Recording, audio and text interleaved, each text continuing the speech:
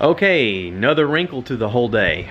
On top of Jacob being sick and the Rambler crapping out on me, running hot on my way to doctor's care, and my wife's car having trouble. My mom and my stepdad had recently purchased a GMC Yukon so that they could pull a boat. My stepdad had bought a Tri-Toon pontoon boat and wanted a nice big vehicle that he could carry all the grandkids and whatnot, and supplies, and also carry the boat. So he had a friend that actually was selling a Yukon, and when I got in the wreck with the truck, they offered to let me borrow the Yukon, which at the time I told them, that's okay, I got the Rambler, I'll just drive the Rambler. And the Rambler was fine, even though the Rambler drinks gas and has no air conditioning, and I can't see the dash lights at night, and I have to use a special app on my phone now so that I can tell how fast I'm going, because I can't use the lights on the dash because it's just too blinding. Besides all that, it's fine. It was fine. It's not fine right now. I'm gonna get it fine. I'm gonna fix the fan belt today. But it was fine, okay? So when all this happens, because stuff happens at once, it's never convenient. It just, stuff happens.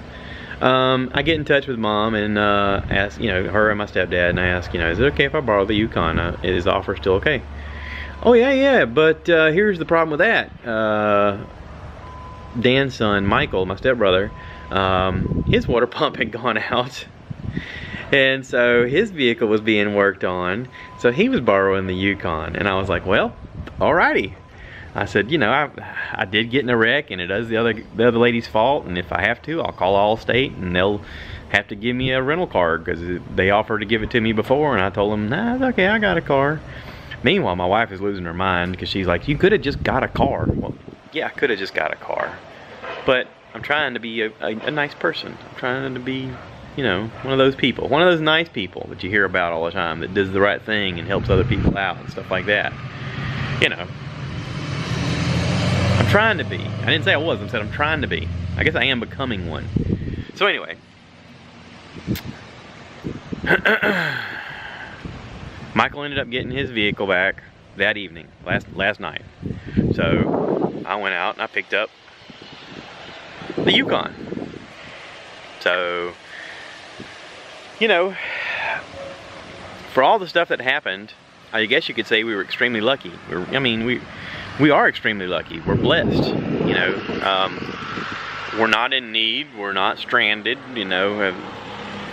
We kind of joked around about the fact that, worst case scenario, if everything else goes wrong, we at least have the little 50cc moped over in the corner. We could ride around like that family we saw when we were in Cozumel, Mexico. They were all, the husband was driving, and the dog was sitting in the little floorboard in front of him, and the wife was on the back, and she had a baby on this arm, and there was a kid on the other side hanging onto his dad off the side like this, and, it looked like one of those things from the circus, but for them, that was normal.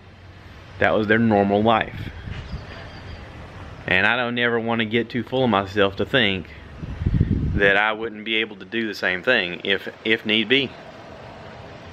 Necessity is everything, and our family believes in sacrifice and in helping each other. And in every step of the way yesterday, people sacrificed and people helped each other. And I'm thankful. So, thank you. Thank you to Dad for helping me figure out how to fix this thing over the phone, which is a talent all in itself. Thank you to Michael for arranging to meet me to swap out that vehicle. Thank you to the people at O'Reilly Auto Parts who were kind enough to change out my wife's battery yesterday when Advanced Auto said they didn't do that kind of thing with her car. Thank you, O'Reilly. Thank you to my mom and stepdad for allowing us to borrow the Yukon. It was a blessing. There's a lot of families out there when something goes wrong, they're just out of luck. So we're blessed, and I want to say thank you. Okay? Hope everybody's doing great today. Thanks for watching.